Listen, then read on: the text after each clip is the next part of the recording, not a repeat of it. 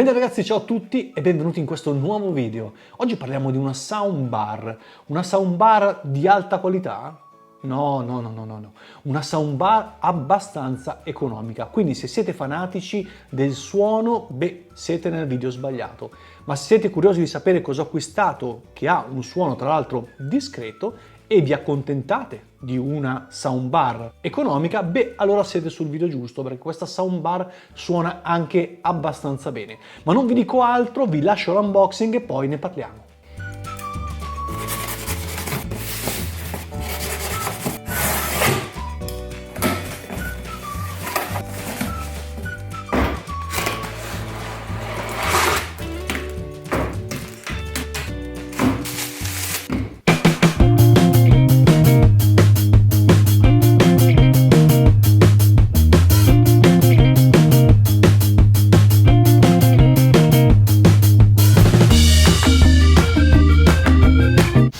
Visto l'unboxing, in confezione quello che serve, né più né meno. Sì, effettivamente ci sono i soliti cavetti che servono per collegare, ricaricare, eccetera.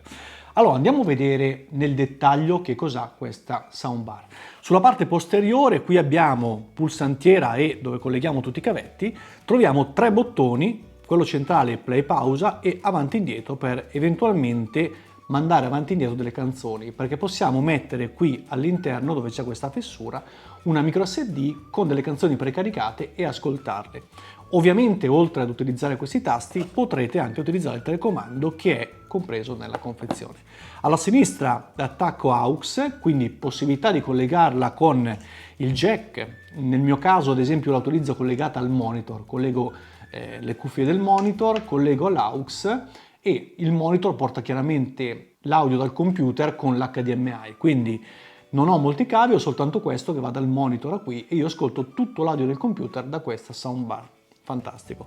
Alla sinistra ancora troviamo USB-C, ottima anche per la ricarica perché è un pochino più veloce della normale, e nient'altro. Sulla parte laterale c'è questa rotella che vi permette di accendere e spegnere la soundbar e in più anche di regolarne l'eventuale volume. Quando arrivate al massimo ovviamente fa questo rumore.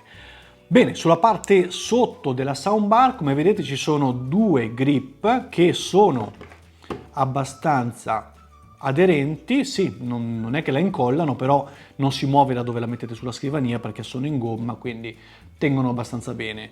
Sulla parte anteriore della soundbar, qui ovviamente voi non so se le vedete, ma all'interno ci sono due casse, una qui e una qui. Sono due casse da 10 watt l'una e sono due casse da 45 mm, scusate.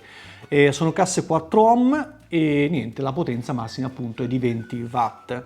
Sempre sulla parte anteriore qui c'è l'IR per quanto riguarda il telecomando, quindi la possibilità di controllarla. E in questo stesso punto c'è un LED blu che vi permette di sapere quando è accesa e collegata. Sempre qui in questa zona, adesso non so esattamente dove, c'è il microfono, perché questa soundbar la potete usare anche come viva voce, quindi ascoltate e vi sentono direttamente da questo microfono. L'ho provata, non vi sentono assolutamente bene, quindi non la adoperate, se la comprate per questo non compratela perché non si sente affatto bene. Allora, all'interno della confezione abbiamo trovato il cavetto jack, quello qui, abbastanza corto, saranno circa una trentina, 40 cm, e questo cavetto che inserito nel jack diventa RCA, nel caso appunto abbiate un collegamento di questo tipo. Il cavetto di ricarica che è USB-C, USB Type-A, che appunto, come vi dicevo prima, USB-C va anche bene, che la ricarica che è un pochino più veloce. Allora, cos'altro dirvi di questa soundbar? Ha una batteria integrata di 2200 mAh, quindi la potete spostare in casa dove volete senza problemi.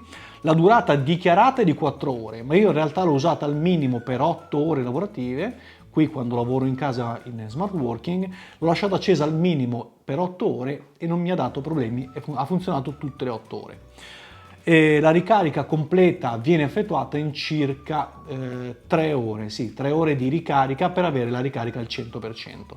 Nel caso in cui la collegate al cellulare, il cellulare vi mostra del Bluetooth collegato la quantità di batteria rimasta. Allora andiamo a vedere un attimino con il mio cellulare come si sente. Chiaramente voi la sentirete qui dal mio microfono, quindi non sarà di sicuro un audio fantastico, ma fidatevi un po' di quello che vi dico, che vi spiego un po' come si sente.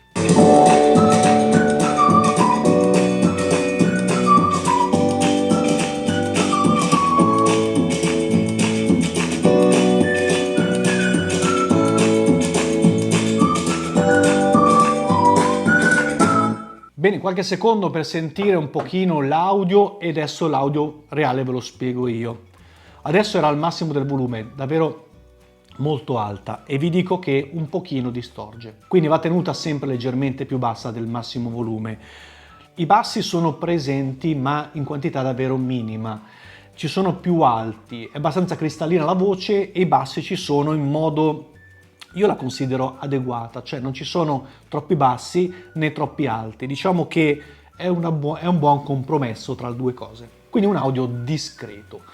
Beh, allora, tiriamo un attimino le conclusioni. Se volete una soundbar di qualità, ovviamente questo non fa il caso vostro, ma se avete bisogno di qualcosa che non abbia un volume esagerato, che si senta discretamente, è un buon prodotto. Un buon prodotto, come ad esempio nel mio caso, io avevo semplicemente bisogno di far uscire dal computer l'audio perché io non ho una cassa integrata e ho speso circa 40 euro, forse era in offerta 37 euro, una cosa di questo tipo. Quindi diciamo che il prezzo è basso e chiaramente la qualità di conseguenza lo segue.